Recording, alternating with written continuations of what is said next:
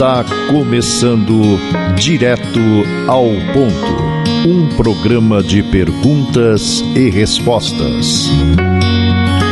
Direto ao Ponto, a sua dúvida analisada de forma lógica e equilibrada. Direto ao Ponto, uma realização do grupo Os Mensageiros. Seria possível fazer uma síntese de alguns dos principais ensinos revelados pelo Espiritismo? Para responder, vamos aproveitar uma matéria elaborada pelo codificador da doutrina espírita. Os regimes monárquicos ainda prevaleciam, sobretudo na Europa, e um ano após ter iniciado a publicação da Revista Espírita, Allan Kardec abre o número de janeiro de 1859, reproduzindo a íntegra de uma carta dirigida a um príncipe que lhe escrevera solicitando alguns esclarecimentos sobre informações veiculadas pelo Espiritismo apresentado ao público meses antes através do Livro dos Espíritos. Precedendo as respostas às 5 perguntas recebidas, Kardec alinha alguns pontos considerados por ele como fundamentais para esclarecer algumas outras dúvidas.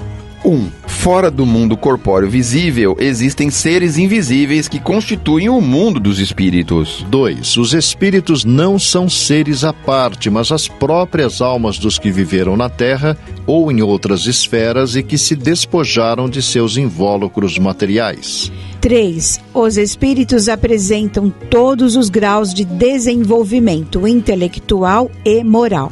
Consequentemente, há os bons e maus, esclarecidos e ignorantes, levianos e mentirosos, velhacos e hipócritas, que procuram enganar e induzir ao mal, assim como há em tudo muitos superiores, que não procuram senão fazer o bem. Esta distinção é ponto capital.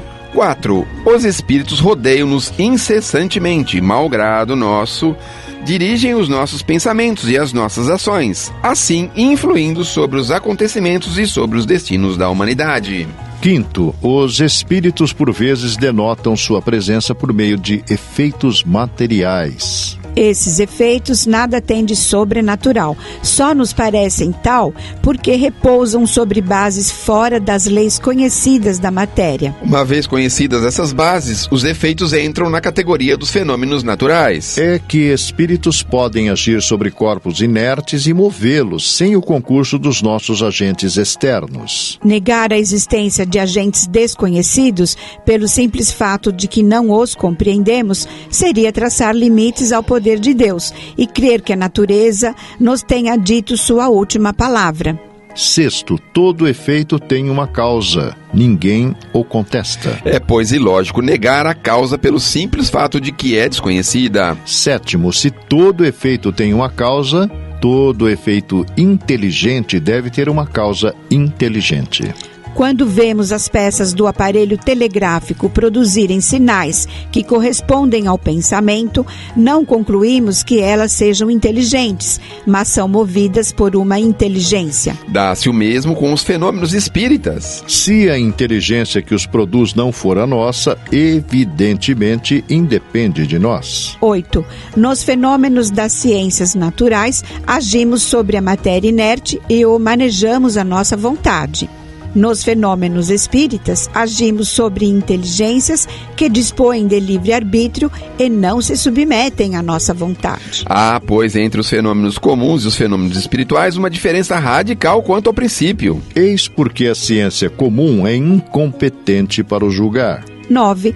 O espírito encarnado tem 2 envoltórios, um material, que é o corpo, outro semimaterial e indestrutível, que é o perispírito. Deixando o primeiro, conserva o segundo, que constitui uma espécie de segundo corpo, mas de propriedades essencialmente diferentes. Em estado normal é-nos invisível, mas pode tornar-se momentaneamente visível e mesmo tangível, tal a causa do fenômeno das aparições. 10. Os espíritos não são, pois, seres abstratos, indefinidos, mas seres reais e limitados com existência própria, que pensam e agem em virtude de seu livre arbítrio. Estão por toda parte e em volta de nós. Povoam os espaços e se transportam com a rapidez do pensamento.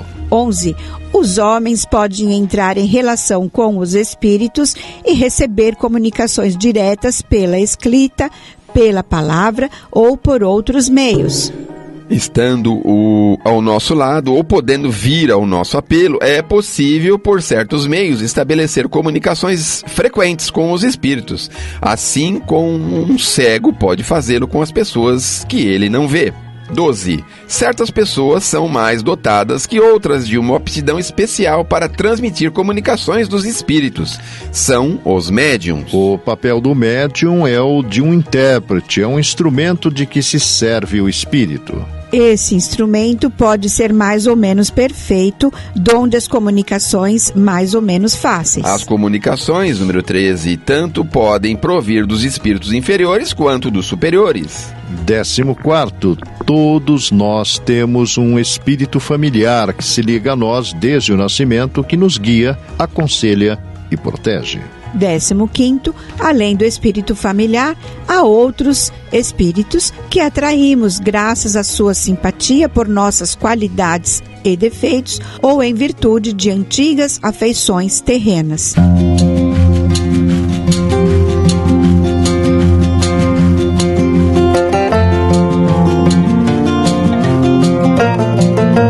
O Grupo Espírita Os Mensageiros é uma entidade dedicada à difusão da mensagem espírita, sobretudo as recebidas pelo médium Francisco Cândido Xavier, e atua de forma absolutamente gratuita, tanto no Brasil como no exterior. Publica também o jornal Os Mensageiros. O Grupo Espírita Os Mensageiros tem também o seu braço social, a AME, que mantém atividades sociais no Glicério e em Carapicuíba, além de Piedade. Venha conhecer-nos.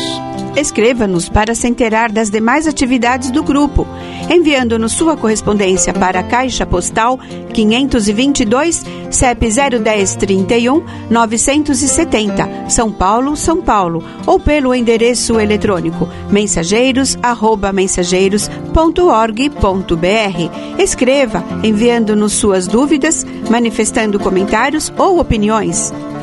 Na próxima semana, convidamos você para irmos direto ao ponto.